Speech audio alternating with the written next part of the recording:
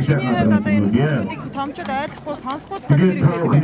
Ер нь байнга шүү дээ. Тэгэл яг юм хэллээр өөрсдөө өөдөөс ингээд буруугаар ойлгоод буруу ойлголт их байдаг томчуудын. Тэгээд өөдөөс загиндаг.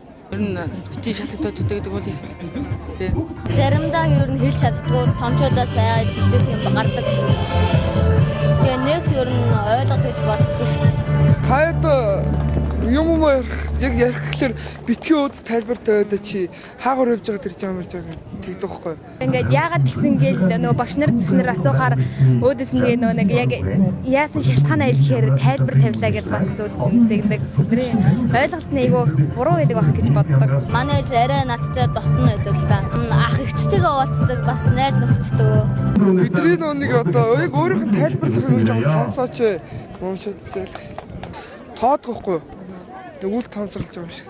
Бид нөгөө нэг өсвөр насны дээр байгаа хүмүүс болохоор эцэг яг бидээр сэтгэлгээр сэтгэхгүй болохоор нэг тэгж амьд нэг юм ясан ч гэсэн бидээр нэг сайн ойлгодоггүй.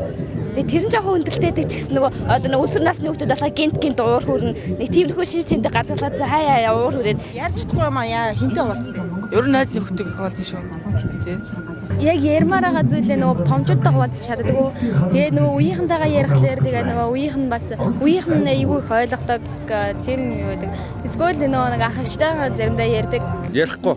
Зүгээр тэгэл өөрөөр л бие дагаал явчихсан. Уг нь тэгээ ярилцах хэрэгтэй байдаг шүү дээ. Тэгээд яагаад ярьдгүй юм чи? Мэдээгүй. Яг бидний хувьд бол би өөр ахлах ангийн сурагч тэгээд ер нь бол эцэг ихтэйгээ байнга зөвлөлдөж ярилцаж одоо өдөр тутамдаа юу тохиолж тэрийг бол ярьж ойлголцдог. Манай эцэг ахлаа надад ингэж байнга тулж ажилладаг.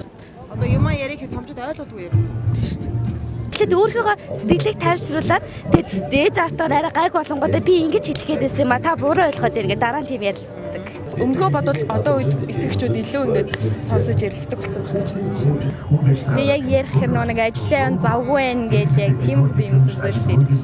Энэ болохоор хүүхдийн сэтгэл санааны хүчирхийлэлд орно л да. Хүүхдийг үл хайхрах гэдэг гэр бүлийн хүчирхийлэлд тэмцэх тухай хууль дээр 4 жилийн хүчирхийллийг бол ангилж өгсөн байдаг. Бие махбодын сэтгэл зүйн, эдийн засгийн, бэлгийн гэдэг яг энэ үл хайхрах нь бол өөрөө энэ сэтгэл зүйн хүчирхийлэлд орж байгаа. Тэрэнд нь болохоор эцэг эхэндээ сонсохгүй, ярилцахгүй, хүүхдийгээ үл тоох, хүүхдийгээ сонсохгүй байх нь яг энэ сэтгэл санааны хүчирхийлэлд ороо явчихдаг. Сургууль бүр дээр юу гэдэг чинь нийгмийн ажилтнаг гэж байгаа шүү дээ. Нийгмийн ажилтнантайгаа ярилцж болно.